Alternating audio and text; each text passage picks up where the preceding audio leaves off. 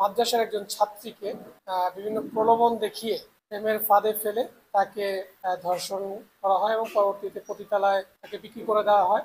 কিছুদিন পূর্বে আমাদের এই নোয়াখালী থেকে একজন মাদ্রাসার একজন ছাত্রীকে বিভিন্ন প্রলোভন দেখিয়ে প্রেমের ফাঁদে ফেলে তাকে দীর্ঘদিন যাবৎ বিভিন্ন জায়গায় আটকে রেখে ধর্ষণ করা হয় এবং পরবর্তীতে পতিতালয়ে তাকে বিক্রি করে দেওয়া হয়। এই ঘটনাটা আপনারাই আপনাদের বিভিন্ন মিডিয়াতে, ইউটিউবে, বিভিন্ন সোশ্যাল মিডিয়াতে, আপনাদের বিভিন্ন চ্যানেলগুলোতে আপনারা যখন ব্যাপকভাবে প্রচার করেন, এটা নিয়ে এলাকায় একটু ভালো আলোড়ন সৃষ্টি করে। সে লক্ষ্যে আমরা আমাদের কার্যক্রম শুরু করি, আমাদের গোয়েন্দা নজরদারি বৃদ্ধি করি। এখানে একটি বিষয় ছিল যে মেয়েটি মাদ্রাসায় পড়াশোনা করত এবং ছেলেটি ছিল অন্য ধর্মাবলম্বী, হিন্দু ধর্মের। তো এখানে তার পরিচয়টা গোপন করে এই প্রেমের কাজটা করে। মূলত এরা দুজনেই সোশ্যাল মিডিয়াতে একটা অ্যাপ ভিত্তিক একটা সোশ্যাল মিডিয়ার মাধ্যমে তারা কাজ করত, যেখানে তারা ব্যবসায়িক কোনো কাজের সাথে রিলেটেড ছিল। সেখানেই তাদের পরিচয় হয়। এই পরিচয়ে ছেলেটি তার পরিচয়টা গোপন রাখে, তার যে আসল যে ধর্মটা সেটা সে পরিচয় রাখে এবং এটা জানতো না। এটা তার যে ভাষ্য অলরেডি সোশ্যাল মিডিয়াতে সেখানেও এসেছে, আপনারা সেটা প্রচার করেছেন ব্যাপকভাবে।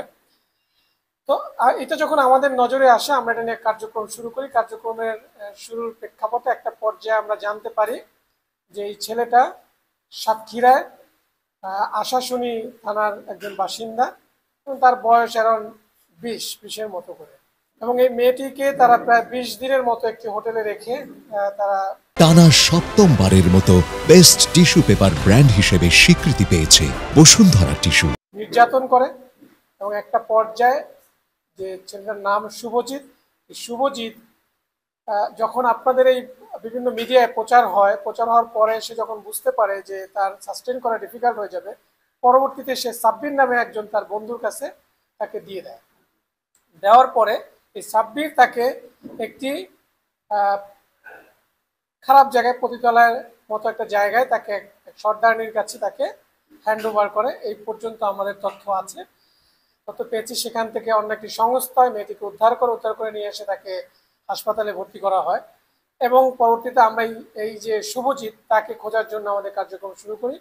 এবং গতকাল আমরা জানতে পারি যে শুভজিৎ সাতক্ষীরাতে আছে এবং সে যখন সোশ্যাল মিডিয়াতে এইভাবে যখন প্রচার শুরু হয়, তখন সে যখন বুঝতে পারে যে আইন শৃঙ্খলা বাহিনী শুরু করেছে, তখন সে গত কয়েকদিন যাবতই পার্শ্ববর্তী একটি দেশে পালিয়ে যাওয়ার চেষ্টা করে। সে খবর আমাদের কাছে আসে। পরবর্তীতে আমরা আমাদের গোয়েন্দা নজরদারি, আমাদের র্যাব 11-এর তৎপরতা মাধ্যমে আমরা তার স্থানটা শনাক্ত করতে পারি এবং সেই শনাক্ত অনুযায়ী আমরা এখান থেকে আমাদের যে র্যাব 6 আছে সাতক্ষীরাতে, সেখানের একটি টিমকে আমরা বলি এবং সেখানে র্যাব 6-এর একটি চৌকস অভিযানিক দল গতকাল সন্ধ্যার দিকে একটা অভিযান পরিচালনা করে এই শুভজিৎকে আইনের আওতায় আনতে সক্ষম হয় এবং পরবর্তীতে আমরা এখানে নিয়ে আসছি এবং তার বিরুদ্ধে যে আইনানুগ যে প্রক্রিয়া, সেটা প্রক্রিয়াধীন রয়েছে। আমরা অনেক কিছুই আপনাদের সোশ্যাল মিডিয়ার মাধ্যমে পেয়েছি, যেটা বললাম যে এটা তদন্তে পরে আবার যখন ফার্দার জিজ্ঞাসাবাদ করা হবে, এগুলো অনেক কিছু বেরিয়ে আসবে। এটা জাস্ট প্রাথমিক জিজ্ঞাসাবাদ। আমরা তাকে জাস্ট অ্যারেস্ট করেছি গতকাল, সেই সাতক্ষীরা থেকে তাকে নিয়ে আসা হয়েছে। এখন আমরা তাকে থানায় সোপর্দ করব। থানায় সোপর্দ করার পরে ইনভেস্টিগেটিং অফিসার এটা নিয়ে আরো ডিটেইল কাজ করবে। পরবর্তীতে জিনিসগুলো আরো অনেক বেরিয়ে আসবে, কোথায় কি কয়টা আরো কোনো ঘটনা ঘটিয়েছে কিনা, সে কোন দলের সদস্য, এভরিথিং, এটা সবকিছু পরবর্তীতে বেরিয়ে আসবে। সে অনুযায়ী তার বিরুদ্ধে ব্যবস্থা গ্রহণ করা হবে। সোশ্যাল মিডিয়াতে দেখেছি মেয়েটির সাথে আমাদের কথা হয় না, বাট ছেলের সাথে কথা বলে যেটা বুঝতে পেরেছি, তাদের মধ্যে একটা প্রেমের সম্পর্ক ছিল এবং এটা প্রেমের প্রলোভন দেখিয়ে ফাঁদে ফেলেই একটা মেয়ে কখন যায় এটা বুঝতে হবে, যে তার বাড়ি ছেড়ে কখন যায়। তাকে নিশ্চয়ই প্রলোভন দেখানো হয়েছে। তারপর ভিন্ন ধর্মাবলম্বীর একজন ছেলে, সেটাও গোপন করা হয়েছে।